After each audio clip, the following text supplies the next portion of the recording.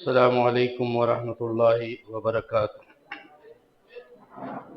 ان الحمد للہ نحمده ونصلی علی رسولہ الکریم، اما بعد۔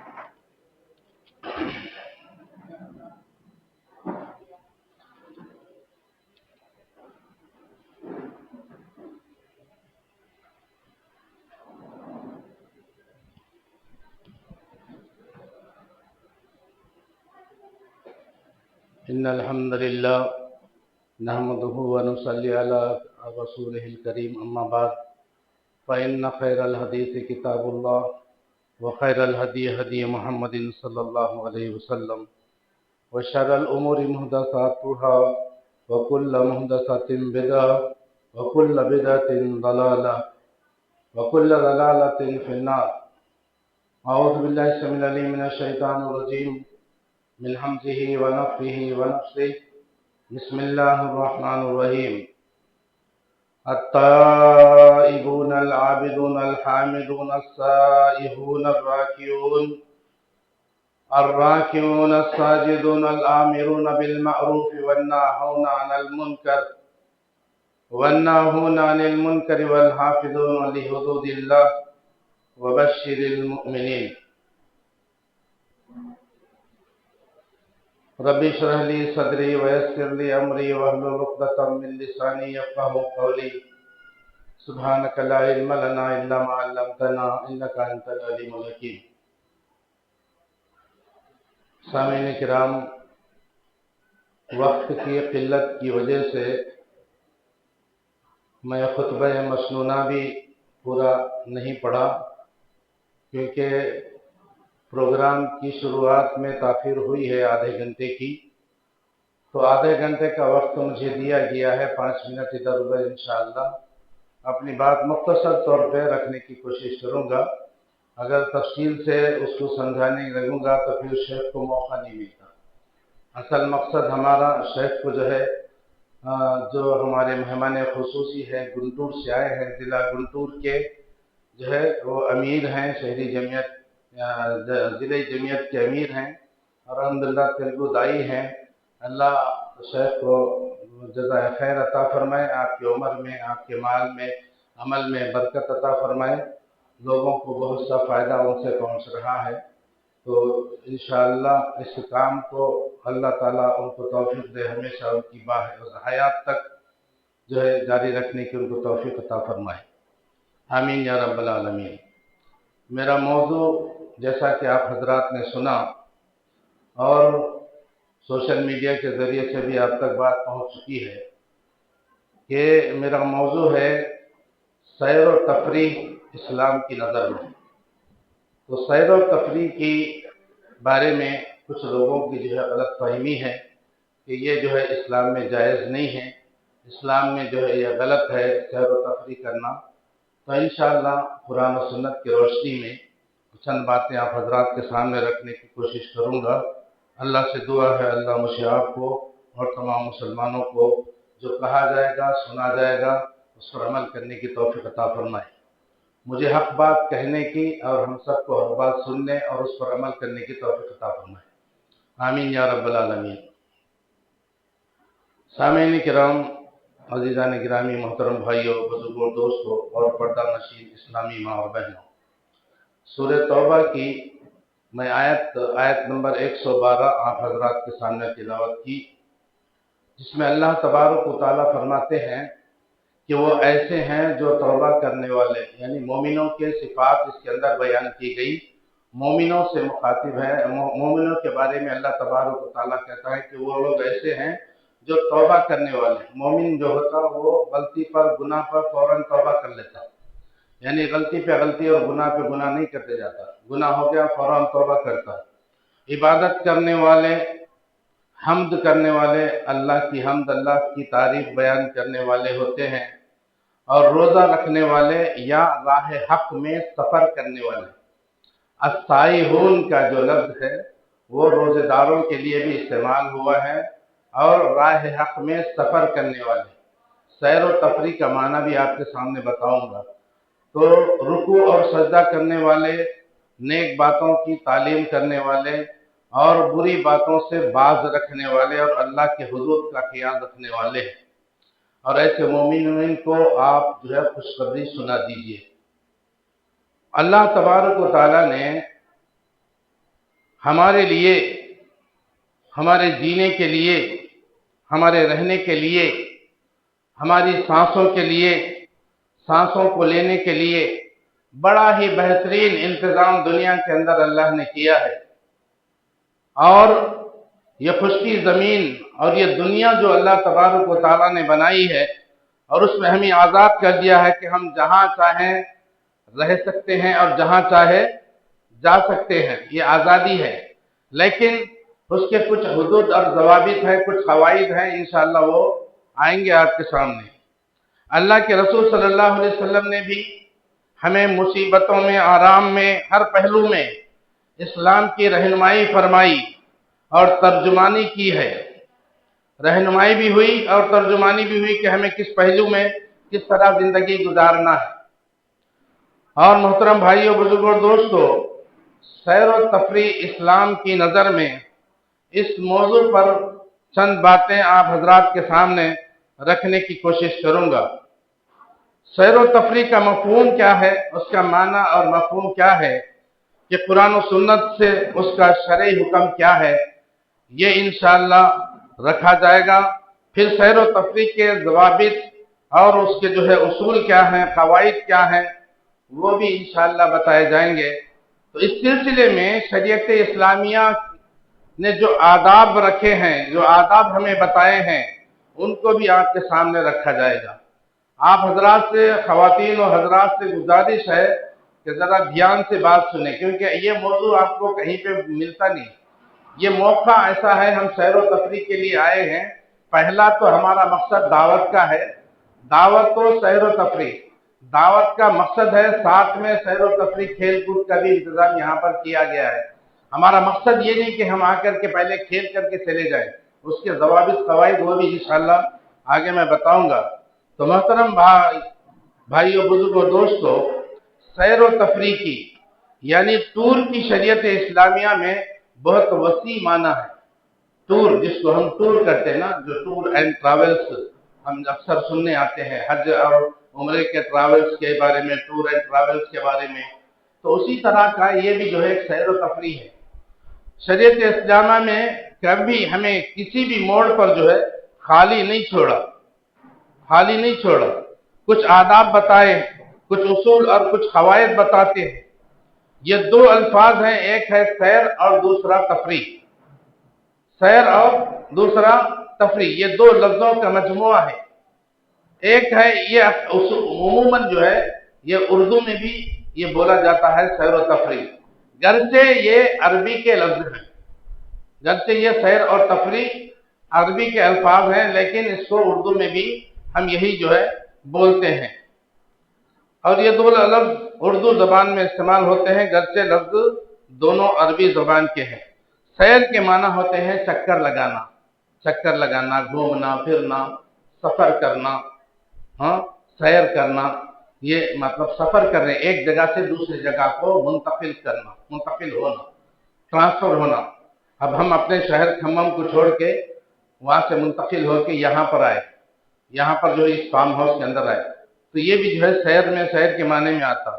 اور تفریح کے معنی ہے اپنے آپ کو، اپنے اعضاء کو فرحت پہنچانا، اپنے آپ کو، اپنے اعضاء، اپنے آرگنز کو، اپنے جسم کو فرحت پہنچانا، یعنی کہ خوشی پہنچانا، راحت پہنچانا۔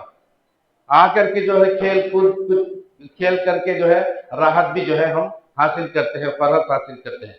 خوشی بخشنا اس کو کہتے ہیں تفریح، یعنی ایک جگہ سے دوسری جگہ منتقل ہونا، اس کو کہتے ہیں سیر و تفریح کرنا۔ اگر اس کی شرعی حیثیت پر نظر ڈالیں تو معلوم ہوتا ہے کہ اس سے کبھی جسم کو آرام پہنچانا ہوتا ہے، ایکسرسائز کے ذریعے سے جسم کو آرام پہنچانا ہوتا ہے، اور جو ہے آ کر کے یہاں پر جو ہے کسی بھی طرح سے آرام آ گئے، آپ اے سی وغیرہ ڈال کر کے کچھ دیر آرام کرنا چاہتے ہیں، وہ بھی جو ہے آپ کو یہاں پہ مہیا ہوتی ہے، یا اپنے اعضاء کو، اپنے آرگنز کو جو ہے آرام پہنچانا ہوتا ہے۔ قرآن مجید کے اندر کچھ رحلوں کا ذکر آیا، रहलों का, रहला कहते हैं वो भी सफर को, रहला किसको कहते हैं, वो भी सफर। तो कुरान के अंदर कुछ रहलों का जिक्र आया है, इंशाल्लाह उसके ताल्लुक से आगे मैं बताऊंगा। तो यानी उसका माना भी एक जगह से दूसरे जगह मुंतकिल होना है, उसके अलग अलग अक़साम हैं, ये इंशाल्लाह बताऊंगा आगे इंशाल्लाह। ये तफरीक कभी दिमागी तौर पर होता है, ज़हनी तौर पर, और कभी दिल को आराम पहुंचाना होता है। यहाँ आकर के दिल को जो है आराम पहुंचाते आदमी, सैर व तफरीक एक से दूसरे जगह जा करके अपने जिस्म को, अपने आज़ा को आराम पहुंचाते हैं। कभी जो है जज्बात को, एहसासात को आराम पहुंचाना होता है। तो हर एतबार से ये तफरीक कहलाती है। तफरीक के माना क्या है, फरहत हासिल करना, खुशी हासिल करना। अगर इसकी शरई हैसियत पर नजर डालें तो कुरान मजीद में हमें एक वाज़ेह दलील मिलती है। कुरान में जो यूसुफ अलैहिस्सलाम के वाक़े में उसका जिक्र है, सूरह यूसुफ में यूसुफ अलैहिस्सलाम के वाक़े का जिक्र मिलता है कि जब यूसुफ अलैहिस्सलाम को उनके वालिद हजरत याकूब अलैहिस्सलाम से उनके भाइयों ने उनको ले जाने की इजाजत मांगी, क्या फरमाया, अरसिलहु मअना गदन यरता व यलब व इन्ना लहाफिज़ून व इन्ना लहु लहाफिज़ून। ऐ हमारे अब्बा, आप यूसुफ को हमारे साथ भेजिए। कहाँ भेजिए, कहाँ ले जाना चाह रहे थे वो, ताकि कल वो फायदा उठाएगा, हमारे साथ वो आएगा, कल आप भिजाएंगे तो वो हमारे साथ फायदा उठाएगा, वो खुश होगा, सैर व तफरीक करेगा, मजा उठाएगा वो, और यल्लब हमारे साथ खेलेगा, हम उसकी हिफाजत करेंगे। तो इसके अंदर भी उनके भाइयों ने यूसुफ अलैहिस्सलाम को ले जाने के लिए अपने बाप से जो इजाजत मांगी, वो सैर व तफरीक, ले जाकर के वो हमारे साथ खेलेगा, कूदेगा, सैर व तफरीक करेगा, मजा उड़ाएगा, खुश होगा। तो इसका जिक्र जो है यहाँ पर कुरान में आया। तो ये पिछली शरीयत है, ये हमारी शरीयत में नहीं है, लेकिन ये पिछली शरीयत है। लेकिन इस शरीयत की मुवाफिकत अगर हमारी शरीयत से मिलती है तो फिर उसको जो है अपनाना हमारे लिए मुस्तहब है, हम उसको अपना सकते हैं। जहाँ पर कुरान और सुन्नत से पिछली शरीयतों का कोई चीज़ हमारे शरीयत में भी आती है तो उसको हम ले सकते हैं, कुरान और हदीस की रोशनी में भी आती है। तो बहरहाल पहली दलील जो है वो हमने कुरान से, सूरह यूसुफ से हमने ली, जो अल्लाह तबारक व तआला ने कुरान में जिक्र फरमाया। और दूसरा, खुद नबी करीम सल्लल्लाहु अलैहि वसल्लम की जिंदगी को देखिए कि आप सल्लल्लाहु अलैहि वसल्लम माई आयशा सिद्दीक़ा रज़ी अल्लाह तआला अन्हा को हबशियों का तलवार के साथ खेलने का वो खेल दिखाया, पर्दे की आड़ में रखकर। माई आयशा सिद्दीक़ा रज़ी अल्लाह तआला अन्हा फरमाती हैं कि कुछ हबशी लोग तलवार का खेल खेल रहे थे, तो अल्लाह के नबी सल्लल्लाहु अलैहि वसल्लम ने मुझे दिखाने के लिए मुझे बुलाया, और मैं गई, मैं नबी सल्लल्लाहु अलैहि वसल्लम के पीछे खड़ी, नबी सल्लल्लाहु अलैहि वसल्लम के पीछे खड़ी, और आपके जो है कंधों के पास सर रख करके मैं तमाशा देख रही थी। अल्लाह के नबी सल्लल्लाहु अलैहि वसल्लम दिखा रहे थे अपनी बीवी, प्यारी चहेती बीवी हजरत आयशा सिद्दीक़ा रज़ी अल्लाह तआला अन्हा। तो यानी कि इस तरह का खेल वगैरह अगर कोई देखना चाहता है, खेलना चाहता है, जो जायज है इस्लाम के अंदर, जिस खेल को उलमा ने जायज करार दिया, उसकी इजाजत दी, तो ऐसे खेल खेल सकते हैं। तो वो देखती रही, हत्ता कि जब मैं थक गई तो अल्लाह के नबी सल्लल्लाहु अलैहि वसल्लम जान गए कि मैं थक गई हूँ। तो अल्लाह के रसूल सल्लल्लाहु अलैहि वसल्लम ने पूछा, क्या तुम थक गई हो, मजा ले ली हो, अब काफी है? कहा हाँ काफी है। तो फिर अल्लाह के नबी सल्लल्लाहु अलैहि वसल्लम ने मुझे वहां से फारिग कर दिया। हाँ, इसी तरह नबी सल्लल्लाहु अलैहि वसल्लम के दीगर खेलों की तरफ, जैसे तीर अंदाजी और जो है घुड़सवारी और तैराकी वगैरह का जिक्र हमें नबी करीम सल्लल्लाहु अलैहि वसल्लम की सुन्नत से मिलता है। तो ये भी तैराकी मानी के स्विमिंग, और जो है घुड़सवारी, घोड़े पे सवार होने का ये है, और इसी तरह तीर अंदाजी, ये खेल थे, वो भी खेल थे।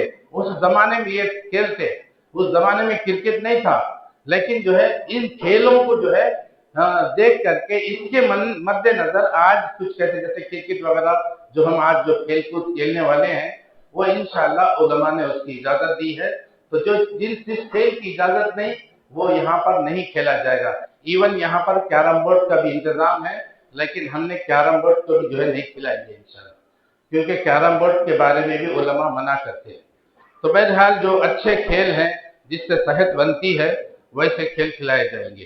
تو یہ تمام چیزوں کی طرف اللہ کے رسول صلی اللہ علیہ وسلم کی رہنمائی کرنا، یہ سب ہمیں اس بات کی دلیل ملتی ہے کہ سیر و تفریح اسلام میں جائز ہے، سیر و تفریح اسلام میں جائز ہے۔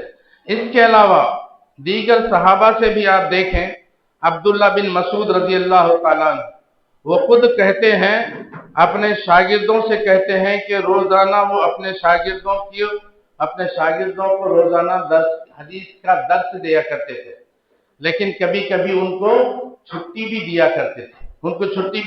دیا کرتے تھے تاکہ جو ہے لوگ اکتا نہ جائے، بور نہ ہو جائے۔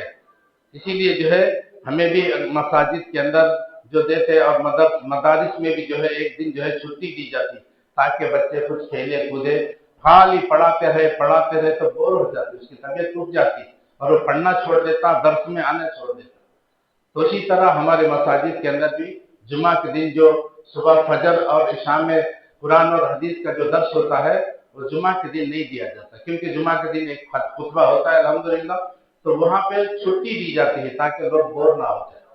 تو اس طرح سے عبداللہ بن مسعود رضی اللہ تعالیٰ عنہ بھی اپنے شاگردوں کو کبھی کبھی چھٹی دیتے تھے، لہذا عبداللہ بن مسعود رضی اللہ تعالیٰ عنہ کا چھٹی دینا، آرام دینا اپنے شاگردوں کو، یہ بھی اس بات کی دلیل ہے کہ انسان فطری طور پر چاہتا ہے، کہا جاتا ہے نا کہ کل جدید لذیذ، ہر نیا کام مزیدار ہوتا ہے، ہر نئی چیز اس میں مزہ آتا ہے۔ تو اس ناحیے سے انسان ایک لگاتار کام کرتے رہتا ہے، چاہے وہ علم حاصل کرنے کا معاملہ ہو یا تجارت میں لگا ہوا ہو یا چاہے کوئی نوکری میں لگا ہوا ہو، تو اس کو جو ہے اس کو چھٹی بھی جب دینا چاہیے، اور وہ دی جاتی بھی ہے، دی جاتی ہے۔ دکان والے بھی جو ہے سنڈے کے دن جو ہے چھٹی لے لیتے ہیں تاکہ اپنے بیوی بچوں کے ساتھ کچھ وقت گزار سکیں، سیر و تفریح کر سکیں۔ تو اس طرح سے، لیکن جو ہے ہر اتوار کو ہفتے میں ہر ہفتہ جو ہے چھٹی مل گئی، تفریح کو نکل گئے، نہیں، اس کی اجازت نہیں ہے۔ کبھی کبھار سال میں ایک دو مرتبہ، جس طرح سے ہم لوگ یہ پروگرام سال میں ایک مرتبہ رکھتے ہیں ایسا، لیکن وہ چھٹی اگر ہر ہفتہ ہو رہی تو اس میں جو ہے آپ جو ہے سیر و تفریح کرنا، یہ اسلام جو ہے اس کی اجازت نہیں دیتا۔ چنانچہ جب انسان کا ذہن ایک ہی طرف لگا ہوتا ہے لگاتار، تو اس کی فطری عقل چاہتی ہے کہ اس کی عقل دماغی طور پر، جسمانی طور پر اور روحانی طور پر ناحیے سے وہ کچھ سیر و تفریح چاہتا ہے، انسان چاہتا ہے سیر و تفریح کرے۔ لہذا شریعت اسلامیہ میں اس کی چھوٹ ہے، اجازت ہے، مطلب کبھی کبھی آپ سیر و تفریح کے لیے جا سکتے ہیں۔ البتہ اس سلسلے میں افراد کو تفریح سے کام لیا گیا، یعنی چھوٹ ملی ہے تو کبھی سال میں ایک دو بار سیر و تفریح کے لیے جا سکتے ہیں، لیکن ہر ہفتہ چھٹی ملی ایک دن، سیر و تفریح کو نکل گئے، ہفتے میں 2 دن چھٹی نکل گئی، سیر و تفریح کے لیے نکل گئے، نہیں۔ یہ جو ہے شریعت اسلامیہ جو ہے اس سے احتیاط کرنے کا حکم دیتی ہے، احتیاط کرنا چاہیے۔ چنانچہ میں رحلوں کا کچھ ذکر آپ کے سامنے کیا تھا کہ قرآن میں کچھ رحلوں کا ذکر آیا ہے، تو جو قرآن میں موجود ہے، جیسے ایک رحلہ ہے رحلت النجاتی من وقوع العذاب، یعنی عذاب سے بچنے کے لیے سفر کرنا، رحلہ کرنا، جیسے نوح علیہ السلام کا واقعہ قرآن میں مذکور ہے، کیا ہے؟ وَأُوحِيَ إِلَىٰ نُوحٍ أَنَّهُ لَن يُؤْمِنَ مِن قَوْمِكَ إِلَّا مَن قَدْ آمَنَ فَلَا تَبْتَئِسْ بِمَا كَانُوا يَفْعَلُونَ۔ نوح علیہ السلام کی طرف اللہ تبارک و تعالیٰ نے وحی بھیجی کہ تیری قوم میں جو ایمان لا چکے ہیں ان کے سوا اور کوئی اب ایمان لائے گا نہیں، کوئی ایمان نہیں لائے گا اب، بس تم ان کے کاموں پر غمگین نہ ہو۔ تفصیلی واقعہ یہ اس کے اندر موجود ہے۔ اللہ نے جو ہے کیا بولا کہ وہ وَسْنَ الْفُلْكَ بِأَعْيُنِنَا وَوَحْيِنَا وَلَا تُخَاطِبْنِي فِي الَّذِينَ ظَلَمُوا إِنَّهُمْ مُغْرَقُونَ، اور ایک کشتی ہماری آنکھوں کے سامنے بنا، اللہ تعالیٰ نوح علیہ السلام کو حکم دے رہا ہماری آنکھوں کے سامنے ایک کشتی کو بناؤ اور ہمارے وحی سے تیار کرو۔ اللہ کے وحی سے، اللہ کی نگرانی میں حضرت نوح علیہ السلام جو ہے وہ کشتی کو تیار کر رہے ہیں۔ ظالموں کے بارے میں ہم سے کوئی بات چیت نہیں کرنا۔ اب یہ جو ظالم ہے، جو ایمان نہیں لا چکے ہیں، اب ان کے بارے میں کچھ بات چیت مت کرو۔ وہ پانی میں ڈوبو دیے جانے والے ہیں، یعنی ان کے اوپر عذاب آنے والا ہے، ڈبو دیے جانے والے ہیں پانی میں، لہذا پانی کا سیلاب آیا، آسمان سے بھی بارش ہو رہی، نیچے زمین سے بھی پانی اگل رہا ہے، تو اس کے اندر جو ہے اب جب کشتی بنا رہے تھے تو نوح علیہ السلام، تو لوگ ان کا مذاق اڑا رہے تھے، یہ جو ہے یہاں پر جو ہے پانی کا خطرہ نہیں ہے، یہ ریگستان ہے، یہاں پر یہ کشتی بنا رہا ہے، یہ پتہ نہیں اس کو عقل ہے کہ نہیں ہے، چلائے گا کیسا؟ لیکن ان کو کیا پتا تھا کہ اللہ تبارک و تعالیٰ ایسا سیلاب بھیجنے والا ہے کہ وہ سمندر کی شکل اختیار کرے گا اور اس کے اندر نوح علیہ السلام کی کشتی چلے گی۔ تو لہذا وَيَصْنَعِ الْفُلْكَ وَكُلَّمَا مَرَّ عَلَيْهِ مَلَأٌ مِّن قَوْمِهِ سَخِرُوا مِنْهُ قَالَ إِن تَسْخَرُوا مِنَّا فَإِنَّا نَسْخَرُ مِنْكُمْ كَمَا تَسْخَرُونَ۔ وہ نوح علیہ السلام کی کشتی بنانے لگے، ان کی قوم کے سردار ان کے پاس سے گزرے، وہ ان کا مذاق اڑاتے، وہ کہتے اگر تم ہمارا مذاق اڑاتے ہو تو ہم بھی تم پر ایک دن ہنسیں گے جس طرح آج تم ہم پر ہنستے ہیں، ہم بھی ہنسیں گے۔ اللہ کا جب عذاب آئے گا مزہ چکھو گے، جو بھائی سورہ ہود آیت نمبر 38۔ بہرحال ایک تفصیلی واقعہ ہے یہ نوح علیہ السلام کا، لمبا واقعہ ہے جس کو پورا ذکر کرنا ضروری نہیں، بس دلیل کے طور پہ بتانے جا رہا ہوں کہ اب یہ یہاں سے نکل گئے نوح علیہ السلام کشتی میں، اپنے لوگوں کو جو لوگ ایمان لائے تھے جوڑے جوڑوں کو بٹھانے کا اللہ نے حکم دیا، ان جوڑوں کو بٹھا لیے اور جو ہے وہاں سے نکل گئے، وہاں سے اس جگہ سے منتقل ہو کے دوسری جگہ پہ چلے گئے۔ تو یہ بھی ایک رحلہ ہے۔ نوح علیہ السلام کو اللہ تعالیٰ نے ان کی قوم میں عذاب آنے والا تھا، قوم جب سرکش ہو گئی تو اللہ تعالیٰ نے عذاب کا حکم دیا اور نوح علیہ السلام کو کشتی بنانے پر اس میں جوڑوں کو سوار کرنے کا حکم دیا، لہذا یہ رحلہ رہا نجات کا عذاب سے بچنے کے لیے۔ اب دوسرا نہلا وہ یہ ہے رحلہ، یہ بھی قرآن میں مذکور ہے۔ اسی طرح ایک اور رحلے کا ذکر قرآن میں ذکر ہے، وہ ہے رحلۃ الخوف من الظالمین، یعنی ظالموں کے ڈر سے رحلہ کرنا، سفر کرنا، ایک جگہ سے ایک شہر سے دوسرے شہر کو چل جانا امن و امان کے لیے، جہاں پر جو ہے امن و امان نہیں ہے، جہاں پر شر ہے، فساد ہے، تو ایسی جگہ کو چھوڑ کر کے جانا جس کو ہجرت کہا جاتا ہے۔ ہجرت جانتے ہیں نا، ہجرت ایک جگہ سے اپنے شہر کو چھوڑ کے دوسرے شہر کو جانا، امن و امان کی خاطر، اپنے دین کی حفاظت کی خاطر جانے کو وہ اس کو ہجرت کہتے ہیں۔ جیسے حضرت ابراہیم علیہ السلام کا ہجرت کا ذکر قرآن میں آتا ہے، 2 مرتبہ حضرت ابراہیم علیہ السلام نے فلسطین کی طرف ہجرت کی، اور جو ہے مصر کی طرف آپ نے ہجرت کی، اور مکے کی طرف آپ نے ہجرت کی۔ تو ابراہیم علیہ السلام کی ہجرت کا ذکر جو ہے یہ الگ الگ مقامات پر ہجرت کرنے کا واقعہ جو ہے ہمیں ملتا ہے۔ تو اللہ کے رسول حضرت ابراہیم علیہ السلام کا قوم کی طرف سے نکالے جانے، تو یہ بھی رحلہ خوف من الظالمین، یعنی ظالموں کے ڈر سے رحلہ کرنا، سفر کرنا، نکل جانا وہاں سے۔ ظالم جو ہے وہ دین کی دعوت دینے نہیں دے رہے تھے، ستا رہے تھے، ان کو جلا دینے کی کوشش کیے، لیکن اللہ نے ان کو بچا لیا۔ تو بہت سے جو ہے ابراہیم علیہ السلام کے ساتھ جو ہے اللہ تبارک و تعالیٰ نے جو ہے آپ کو آزمائشوں میں ڈالا اور آپ پورے آزمائشوں میں کامیاب ہوئے۔ یہ بھی ایک رحلہ ہے، اور رسول اللہ صلی اللہ علیہ وسلم کا رحلہ بھی مذکور ہے، اللہ کے نبی صلی اللہ علیہ وسلم کا اور صحابہ کرام کا بھی رحلہ ہے نا، ظالموں کے ڈر سے رحلہ کرنا، یعنی مشرکین مکہ کے ڈر سے، خوف سے، جو ظالم تھے ان کے ڈر سے اللہ کے نبی اور صحابہ ہجرت کا حکم ہوا تو ہجرت کرے، مکہ سے مدینہ ہجرت کرے۔ تو یہ بھی ایک رحلہ ہے، سفر کرنا ہے، یعنی مقاصد الگ الگ ہیں لیکن یہ سفر ہے۔ تو بہرحال ایک تیسرا رحلہ ہے جو رحلہ طلب العلم، یعنی علم حاصل کرنے والا رحلہ۔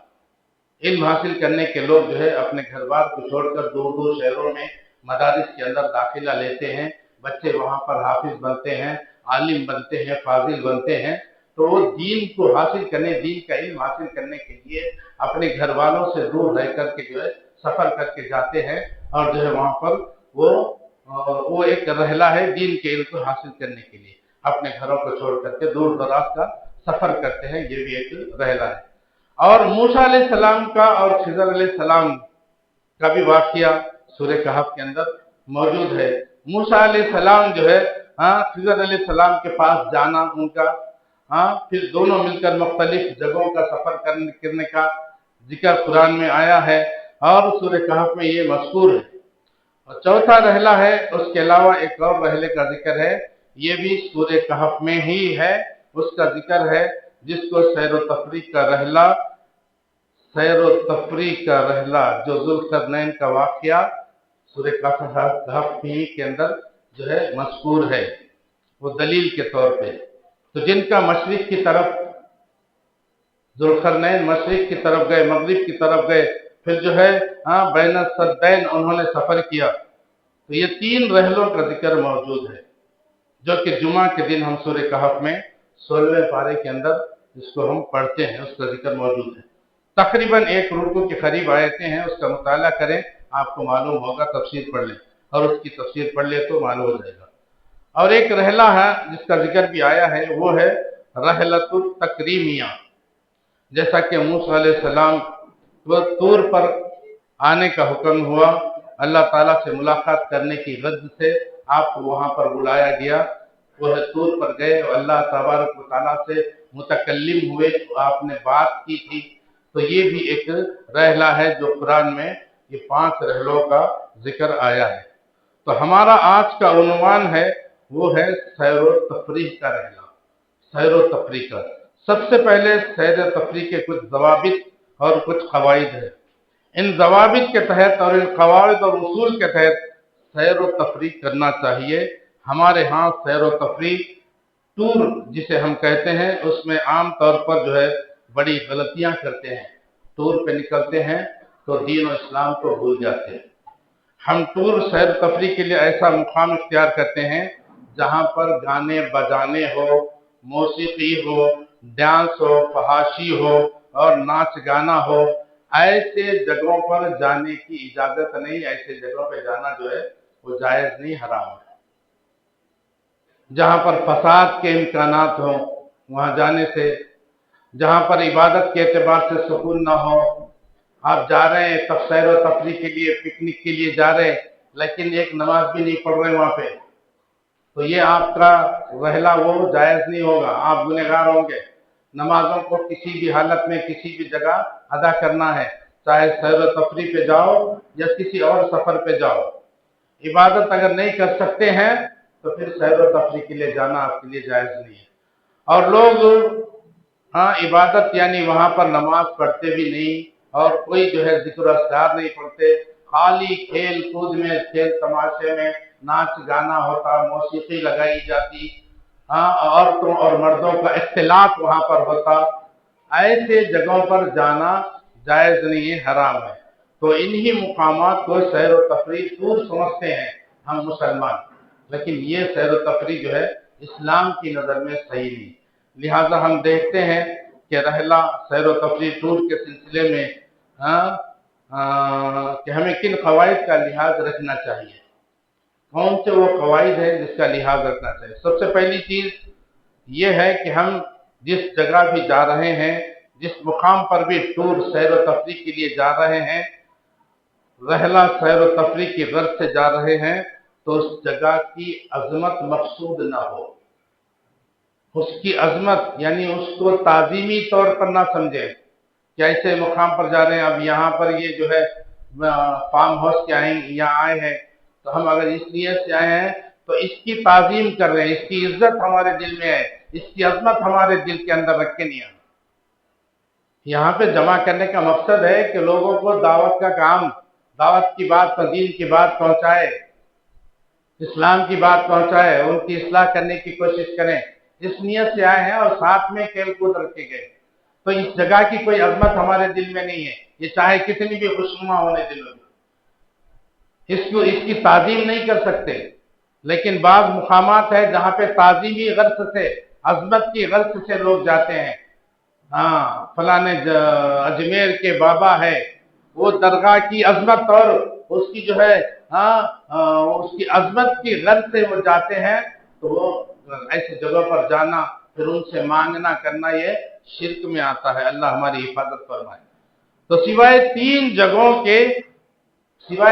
جگہوں کے بات ذرا غور سے سننا. 3 جگہوں کے سوا رحلہ کرنا جائز نہیں، سفر باندھنا جائز نہیں. اللہ کے نبی صلی اللہ علیہ وسلم نے فرمایا 3 جگہوں کے علاوہ عظمت کی غرض سے، عظمت اور تعظیم کی غرض سے، تعظیم کی نیت سے رحلہ کرنا، سفر کرنا جائز نہیں. وہ 3 مقامات کون سے ہیں؟ ایک بیت اللہ، مسجد الحرام جو مکہ المکرمہ کے اندر ہے، جس میں ایک نماز کا ثواب 1 لاکھ نمازوں کا ثواب ہے. دوسرا مسجد نبوی جو مدینہ میں ہے. اللہ کے نبی صلی اللہ علیہ وسلم نے یہ بھی فرمایا مسجد ہاذا، یہ میری مسجد، اس کا بھی جو ہے تم جو ہے سفر باندھ سکتے تھے، خاص کر کے اس کی عظمت اور اس کی جو ہے بڑھائی کا نیت رکھتے ہوئے آپ یہاں پہ بھی مسجد نبوی کا سفر کر سکتے ہیں، جہاں پر ایک نماز 1000 نمازوں کے برابر ہے. تو اسی طرح تیسرا مسجد اقصی، مسجد اقصی میں بھی ایک نماز 500 نمازوں کا ثواب جو ہے آپ کو ملے گا. تو ان 3 مسجدوں کے علاوہ کسی اور جگہ تعظیمی نیت سے، عظمت کی نیت سے جانا وہ جائز نہیں ہے. تو آپ گنہگار ہوں گے. ہاں یہاں پہ آئے ہم، اس کی کوئی تعظیم نہیں ہے دل میں، اس کی کوئی عظمت بڑھائی ہمارے دل کے اندر نہیں ہے. ہم لوگوں کو جمانے کے لیے کھیل کود کے ساتھ رکھیں گے تو لوگ آتے، تو لہذا ہم تک دین کی بات پہنچا سکتے. اس نیت سے جو ہے یہ سیر و تفریح رکھی گئی. مسجد نبوی اور جو ہے مسجد اقصی، یہ 3 مقامات پر آپ تعظیمی غرض سے، اس کی عظمت کی نیت سے آپ سفر کر سکتے ہیں. اس کے علاوہ کہیں پر بھی عظمت کی غرض سے سفر نہیں کیا جا سکتا. ہاں تاریخی مقامات کے لیے جا سکتے ہیں، لیکن عظمت اور تعظیمی غرض سے اور نیت سے نہیں جانا. تعظیمی جو ہے تاریخی مقامات ہے. موطا امام مالک میں ایک روایت ہے، ابو ہریرہ رضی اللہ تعالیٰ عنہ بیان کرتے ہیں کہ میں کوہ طور کو گیا. طور وہ پہاڑ ہے جہاں موسیٰ علیہ السلام گئے تھے. طور وہ پہاڑ ہے جہاں موسیٰ علیہ السلام گئے تھے. تو اس کا بھی ذکر قرآن میں ہے. تو اس کا بھی جو ہے یہاں پر رحلہ آ گیا. وہاں پر بھی جب بات کرنے کا جو ہے، سفر کرنے کی جو ہے، یہ جو گئے وہ اللہ سے ملاقات کرنے کے لیے، اللہ سے بات کرنے کے لیے موسیٰ علیہ السلام گئے تھے. تو ان کا یہ سفر بھی جو ہے جائز اور جو ہے حلال تھا. تو اسی طرح سے اب کالج کی لڑکیاں بھی جو ہے کیا کرتے ہیں آج کل جو ہے کالج میں کو ایجوکیشن ہے اور جو ہے کالج سے سیر و تفریح کے لیے لے کے جاتے، جس میں مرد حضرات بھی ہوتے ہیں اور لڑکیاں بھی. لڑکے اور لڑکیاں دونوں کا اختلاط ہوتا ہے، دونوں مل کر کے ٹور پہ جاتے ہیں. پتہ نہیں وہاں پر کیا معاملہ ہونے والا ہے، کیسا ہونے والا ہے. تو اس طرح کا جو ہے ٹور کرنا یہ جائز نہیں. شرعی پردے کے اندر عورت آئے گی، جیسا کہ یہاں پر آئے خواتین پوری شرعی پردے کے ساتھ، اور ان کے لیے پردے کا انتظام بھی الگ سے رکھا گیا. ان کے لیے جو ہے کٹن وغیرہ بنے گئے ہیں. تو کھلے عام جو ہے یہاں پر عورتوں کو چلنے پھرنے کی اجازت نہیں ہے. اور یہ قواعد، یہ ضوابط کے ساتھ جو ہے آپ رحلہ کریں گے تو اجازت ہے. اسلام نے سیاحت کو عبادت کے ساتھ مربوط کرتے ہوئے ارکان اسلام میں سے ایک رکن حج کی ادائیگی کا، یہ بھی ایک سفر ہے، یہ بھی ایک رحلہ ہے. لیکن وہاں پہ اللہ کے گھر کی زیارت کرنے کے لیے اللہ تعالیٰ نے حج ہمارے اوپر، مالداروں کے اوپر فرض کیا ہے. تو وہاں جانا ہے تو یہ جو ہے جائز ہے، یہ سفر جائز ہے. اس پر آپ کو نیکیاں، جو حج قبول ہو جاتا وہ اس طرح سے جو ہے واپس آتا جیسا کہ اس نے ماں کے پیٹ سے پیدا ہوا. تو اتنی بڑی جو ہے فضیلت ہے. اسی طرح سے عمرہ کو جاتا آدمی، وہ بھی اللہ کے گھر کی زیارت کرنے کے لیے، اس کا طواف کرنے کے لیے، صفا مروہ کی صحیح کرنے کے لیے جاتا ہے. تو اس پر بھی آپ کو اجر و ثواب ملتا ہے. ایسا رحلہ بھی جائز ہے. جب جو ہے اللہ کے نبی صلی اللہ علیہ وسلم نے ایک شخص کو قدیم سیاحت میں، جس میں صرف نفرتیں اور جو ہے نفس کو تکلیف دینے کا سفر کیا جاتا تھا. لوگوں کو اگر تکلیف دینا ہے، سزا دینا کسی کو، تو اس کو لمبا سفر کرایا جاتا پیدل. وہ اس دور جاہلیت میں وہ سیاحت جو ہے اس معنی میں لی جاتی تھی کہ اس کو لمبا سفر پیدل چلا کر ننگے پیر چلا کر کے اس کو تکلیف دی جاتی تھی. تو یہ اللہ کے نبی صلی اللہ علیہ وسلم سے کسی نے اجازت مانگی تو اللہ کے نبی صلی اللہ علیہ وسلم نے اجازت نہیں دی، بلکہ ان کا جو ہے ان کا خیال جو ہے حج اور عمرے کی طرف پھیر دیا. حج کرو، عمرہ کرو، لیکن اس طرح سے جو ہے مشرکین مکہ کی طرح سیر و سیاحت نہیں کرنا. اور جو ہے اللہ کے نبی صلی اللہ علیہ وسلم نے فرمایا، یہ حدیث بھی دیکھ لیجئے، حدیث میں اللہ کے نبی صلی اللہ علیہ وسلم نے سیاحت کو جہاد فی سبیل اللہ سے مراد کیا ہے. اللہ اکبر، اللہ اکبر. ابو داؤد کی حدیث ہے، علامہ البانی رحمہ اللہ نے اس کو جو ہے حسن قرار دیا ابو داؤد کے اندر. فرمایا اللہ کے نبی صلی اللہ علیہ وسلم، یقیناً میری امت کی سیاحت جہاد فی سبیل اللہ ہے. سیاحت بول تو یہی سیر و تفریح، سیاحت کے معنی بھی وہی سیر و تفریح. جہاد فی سبیل اللہ ہے، بشرطے کہ آپ کی نیت اچھی ہو. جیسا کہ میں سمجھاتا ہوں، آپ کی نیت اچھی ہو، دین کا علم حاصل کرنے کی نیت سے یہاں آئے ہیں اور کھیلنے کا موقع دیے، یہ سیکنڈری چیز رکھیے. جو ٹائم جو ہے آپ کو جو مجھے دیا گیا ہے وہ ٹائم بھی جو ہے ختم ہو گیا ہے. تو بہرحال اللہ تبارک و تعالیٰ سے دعا ہے اللہ مجھے آپ کو اور تمام مسلمانوں کو کہنے سننے سے زیادہ عمل کرنے کی توفیق عطا فرمائے. اور یہ سیر و تفریح کا جو قرآن و حدیث کے اور بھی کچھ باتیں ہیں، لیکن ہمیشہ وقت کا تقاضا ہوتا ہے اور مہمان کو بھی جو ہے ہمیں پہلے جو ہے ٹائم دینا ہوتا ہے، تو ان کا بھی ٹائم زیادہ دیا جائے گا.